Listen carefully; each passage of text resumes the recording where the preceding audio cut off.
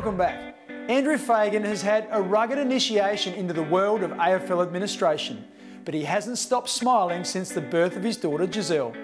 He and his partner Alana welcomed us into their home to meet the new baby. Thanks to our friends at Domain, we also asked Andrew about his first season as CEO.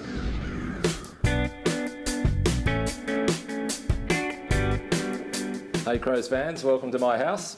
This is little Giselle, the latest Adelaide Crows member. Come in and I'll show you around. This is little Giselle's room, a beautiful piece of artwork that one of our friends provided to us, which is Giselle's nickname, Gigi. So that's what you'll hear us calling her. It's been fantastic welcoming her into our world. So obviously just a couple of weeks old now.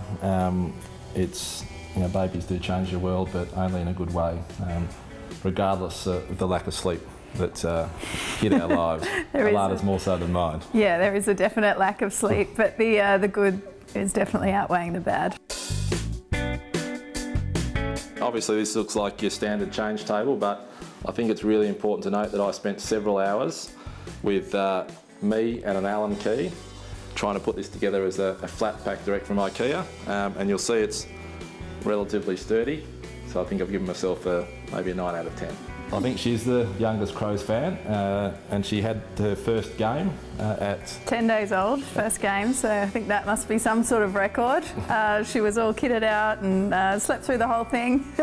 She did, but she saw a win, so big win over Brisbane, so that was her first outing, and I'm sure she'll see plenty more.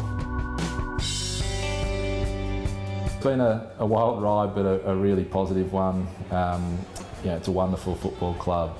Absolutely welcomed both, you know, myself and Alana, you know, into the family. Not just the people in the club, but the supporters who are, you know, the most passionate that I've ever encountered in 20 years working in sport. You know, we've just had, as I said, a lot of fun for the most part. Met some wonderful people, and since we sit here today, it hasn't finished yet. You know, hopefully there's a few more chapters to write just for the moment. When the Crows lost Phil Walsh earlier in the season, one former colleague and friend didn't hesitate to help when asked to fill the void. John Worsfold assumed the role of coaching director. But what does the job entail? As we go under the coach's roof thanks to Victory Verandas, we also wanted to know his thoughts about meeting his old club West Coast, which he took to a premiership. Adelaide Footy Club's been great, you know, the way they've looked after me moving over, settling me into it. The players have been awesome, and all staff have been brilliant to deal with. And I'm really enjoying the role of, you know, not pushing myself too hard onto people, but just being there if they need to talk about different things or be a sounding board. Campo's had to make a lot of big decisions in his short time as senior coach, and just having someone who's often had to make those exact same decisions at a different club, he can bounce some ideas off me, and I'm more than happy to do that. And also working with the players as well at another level, getting to know them and assisting them through what's been a pretty tough time, but also so they can still focus on playing the best footy.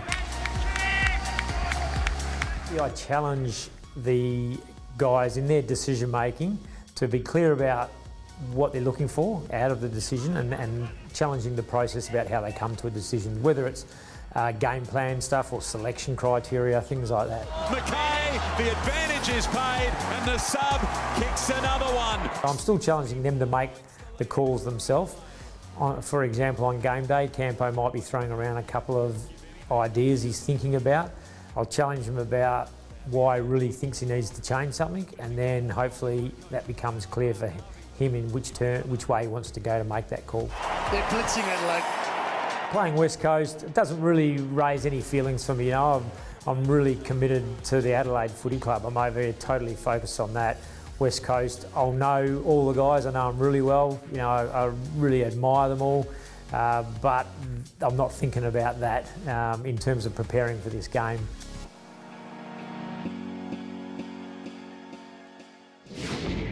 Now to 60 seconds of comfort brought to you by Plush Sofas. Alana Smith was joined on the couch earlier by Kyle Hartigan. I'm here with a key member of the Crows developing backline, Kyle Hartigan, making yourself at home on the plush sofa. Tell us what you like around the house. Yeah, no, it's pretty comfortable on the couch here. I guess at home I'm pretty good. I do a lot of I always put my clothes away and do my washing straight away and that sort of thing. My girlfriend Emily, she's not really that well trained yet. No, she's pretty good.